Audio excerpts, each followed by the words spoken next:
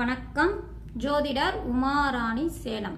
இன்றைய பதிவு கடக லக்னத்துக்கு பாதகாதிபதி தரும் யோகத்தை பற்றி இந்த பதிவில் பார்க்கலாங்க. இப்போ கடக லக்னம் அப்படின்னு எடுத்துக்கிட்டா சர லக்னம் ஆகுங்க. இந்த சர லக்னங்களுக்கு பாருங்க 11ஆம் இடம் பாதகஸ்தானமாக வரும். இந்த பாதகாதிபதி தரக்கூடிய யோகத்தை பற்றி தான் இந்த பதிவில் பார்க்கலாம். சரிங்களா? இப்போ சுக்கிர பகவான் பாருங்க, அவர் அந்த லக்னத்துக்கு 9ஆம் இடமான பாகிஸ்தானத்தில் உச்சம் பெறும் அமைப்பாகுங்க. இப்போ 11ஆம் இடம் பாதகஸ்தானம் மட்டும் தானா, அது லாபஸ்தானம் இல்லைங்களா? அந்த லாபாதிபதி அந்த நிலையில அந்த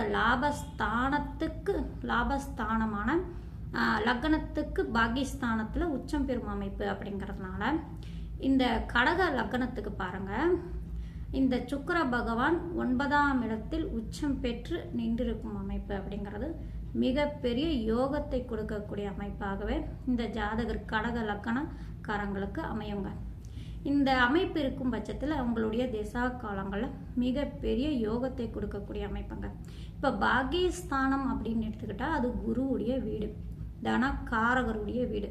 அந்த தனக்காரகர் அவருடைய வீட்டில் லாபாதிபதி போய் உச்சம் பெறும் அமைப்பு அப்படிங்கிறது மிகப்பெரிய யோகத்தை கொடுக்கக்கூடிய அமைப்பு இல்லைங்களா? அப்படிங்கிறதுனால அந்த லக்னத்துக்கு அது பாகிஸ்தானம் அப்படிங்கிறது மிகப்பெரிய அமைப்பு அப்படிங்கிறதுனால இந்த கிரக நிலை அமைப்பு அந்த சுக்கரனுடைய திசை 20 வருட காலம் அந்த கடக லக்னக்காரங்களுக்கு மிகப்பெரிய யோகத்தை கொடுக்கக்கூடிய அமைப்பாகவுமே இருக்குங்க. இப்போ 11ஆம் இடம் சர லக்னங்களுக்கு பாதகஸ்தானம் அப்படிங்கிறதுனால அவர் பாதகாதிபதி ரீதியாக வராரு. அந்த அமைப்பில் அவர் பாதகாதிபதி உச்சநிலை அமைப்பு அப்படிங்கிறதுனால ஏதாவது அந்த ஜாதகருக்கு அவங்களுடைய திசா காலங்களில் பாதகம் பிரச்சனை கொடுத்துருமா அப்படின்னா இந்த ஒரு லக்னத்துக்கு ஒரு விதி விலக்கு உண்டுங்க, மூல நூல்களில் கொடுத்துருக்காங்க.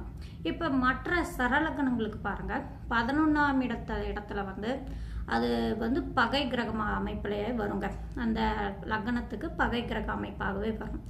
ஆனால் இந்த கடக லக்னத்துக்கு பாருங்க 11ஆம் இடத்து அதிபதி சுக்கிரன் சந்திர பகவான் அப்படின்னு எடுத்துக்கிட்டா பகை கிரகமாக வர்ற அமைப்பு இல்லை. என்ன காரணம் அப்படின்னு எடுத்துக்கிட்டா 11ஆம் இடத்துல தாங்க, அதாவது சுக்கிரனுடைய வீட்டில் சந்திர பகவான் உச்சம் அடையும் அமைப்பு அப்படிங்கிறதுனால அந்த 11ஆம் இடத்துல அந்த கடக லக்னத்துக்கு லக்னாதிபதி உச்சம் பெறும் நிலை அப்படிங்கிறதுனால அது பாதகம் அவ்வளவா தரக்கூடிய அமைப்பில் இல்லைங்க.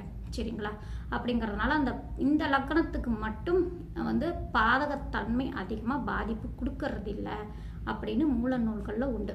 அந்த அமைப்பில் பாதகாதிபதியான 11ஆம் இடத்ததிபதி சுக்கிரன் அந்த 11ஆம் இடத்துக்கு 11ஆம் இடமான லக்னத்துக்கு பாகிஸ்தானத்தில் இருக்கும் அமைப்பு அப்படிங்கிறதுனால உச்சம் பெறும் அமைப்பு அப்படிங்கிறதுனால அது லாபஸ்தானாதிபதி உச்சம் நிலை அப்படிங்கிறது மிகப்பெரிய யோகத்தை, கோடீஸ்வர யோகம், பொருளாதாரத்திலையும் சரி எல்லா விதத்துலேயுமே யோகத்தை தரக்கூடிய அமைப்பாகவே அந்த ஜாதகருக்கு அமைப்பாயிடுங்க.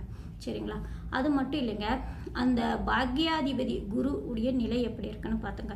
ஏன்னா லாபாதிபதியான 11ஆம் அதிபதி உச்சம் பெறும் நிலை அமைப்பு இருந்து அந்த பாக்கியஸ்தானாதிபதியான குருவுடைய நிலை பொறுத்தே அந்த சுக்கரனுடைய திசா காலங்களில் யோகத்தை எந்த அளவுக்கு கொடுக்கும் அப்படின்னா அந்த குரு பகவானுடைய நிலையை பார்க்கணும். அப்படிங்கிறதுனால அந்த குரு பகவானும் லக்னத்தில் திக்பலம் பெற்று கடக லக்னத்தில் உட்கார்ந்து லக்னத்தில் திக்பலமும் உச்சபலமும் அமைந்திருக்கும் அமைப்பு, இந்த மாதிரி அமைப்பு இருந்துட்டா மிகப்பெரிய யோகத்தை கொடுக்கக்கூடிய அமைப்பாகவே ஆயிடுங்க. சரிங்களா? அந்த குரு பகவான் பாக்யாதிபதி லக்னத்தில் உட்காந்து 9ஆம் பார்வையை தன் வீட்டையே பார்ப்பார். உச்சம் பெற்ற சுக்கிரனை பார்க்கக்கூடிய அமைப்பு அப்படிங்கிறதுனால இது மிகப்பெரிய யோகத்தை கொடுக்கக்கூடிய அமைப்புங்க. இப்போ சுக்கிரனுடைய திசை மட்டும் இல்லைங்க, குருவுடைய திசை நடந்தாலும் இந்த கடக லக்னக்காரங்களுக்கு இந்த மாதிரி கிரக நிலைகள் இருக்கும் பட்சத்தில் மிகப்பெரிய யோகத்தை கொடுக்கக்கூடிய அமைப்பாகவே இந்த கடக லக்ன அமைப்பு உங்களுக்கு கொடுத்துருங்க. சரிங்களா? இன்னொரு புரியலன்னா இன்னொரு வாட்டியும் சொல்கிறேன். அதாவது என்ன அப்படின்னா கடக லக்னம் சரலக்னம், இந்த சரலக்னத்துக்கு 11ஆம் இடம் பாதகஸ்தானம். இந்த பாதகஸ்தானாதிபதியான சுக்கிர பகவான் அந்த பாதகஸ்தானத்துக்கு 11ஆம் இடமான மீனத்துக்கு உட்காந்து உச்சம் பெறும் அமைப்பு, அது வந்து லக்னத்துக்கு பாகிஸ்தானமாகவும் வர அமைப்பு அப்படிங்கிறதுனால இது வந்து அவருக்கு பாதகம் தன்மை அதிகமாக இந்த கடக லக்னத்துக்கு தரமாட்டார். சுக்கிர பகவான் அந்த நிலையில் இருக்கும் அமைப்பு அப்படிங்கிறதுனால இந்த அமைப்பு அவங்களுக்கு உங்களுடைய திசா காலங்களில் மிகப்பெரிய யோகத்தை கொடுக்கக்கூடிய அமைப்பு உண்டுங்க. சுக்கரனுடைய ஆதிபத்தியம் காரகம் முழுமையாக கொடுக்கக்கூடிய அமைப்பாகவே வந்துடுங்க. சுக்கர பகவான் அந்த கடக லக்னத்துக்கு எந்த மாதிரி என்னென்ன ஆதிபத்தியம், இப்போ 11ஆம் அதிபதியாக வராரு, 4ஆம் அதிபதியாக வராரு. அவர் உச்சம் பெறும் அமைப்பு அப்படிங்கிறதுனால 4ஆம் இடத்துக்கு உண்டான முழுமையான நல்ல பலன்கள் எல்லாமே அந்த ஜாதகருக்கு கொடுக்கும். 11ஆம் இடம் லாபஸ்தானம் அப்படிங்கிறதுனால அந்த உடைய பலனும் முழுமையாக கொடுக்கும்.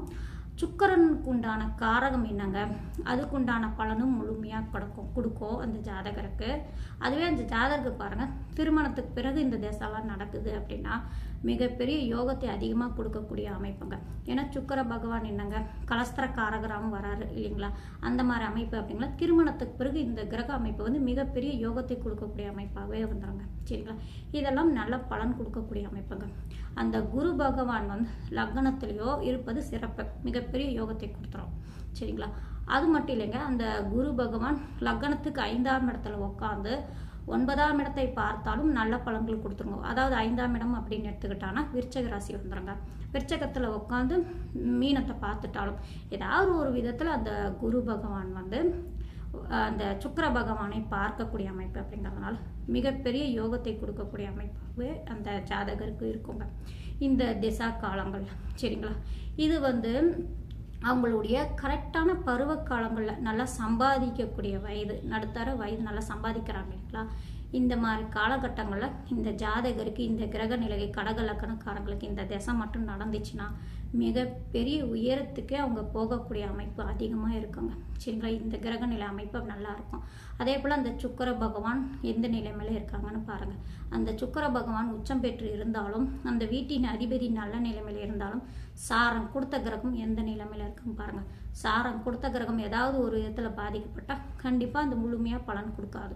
அந்த சாரம் கொடுத்த கிரகம் நல்ல அமைப்பிலே இருக்கணுங்க. சரிங்களா, அதையும் மெயினாக பார்க்கணும். இந்த கிரக நிலையில் இருந்தாலே போதுங்க, மிகப்பெரிய யோகத்தை கொடுக்கக்கூடிய அமைப்பாகவே வருங்க. அடுத்தது லக்னாதிபதியுடைய நிலை, அது மெயினாக பார்க்கணுங்க. லக்னாதிபதி வந்து பாதிக்கப்படாமல் இருக்கணுங்க. பாதிக்கப்படாமல் இருந்தால் தான் எப்பேற்பட்ட யோகமாக இருந்தாலும் சரிங்க, லக்னாதிபதி தான் வாங்கி அந்த ஜாதகருக்கு முழுமையாக கொடுக்கக்கூடிய அமைப்பு அப்படிங்கிறதுனால லக்னாதிபதி பாதிக்கப்படாமல் மெயினாக இருக்கணுங்க. லக்னாதிபதி பாதிக்கப்படாமல் மெயினாக இருந்தாலே போதுங்க. இந்த கிரக நிலைகள் இந்த திசா காலங்கள் சுக்கரனுடைய திசை நடந்தாலும் குருவுடைய திசை நடந்தாலும் மிகப்பெரிய யோகத்தை கொடுக்கக்கூடிய அமைப்பாகவே இந்த கிரக நிலைகள் இந்த கடக லக்னத்துக்கு பாதகாதிபதி தரக்கூடிய யோகமாகும். நன்றி, வணக்கம்.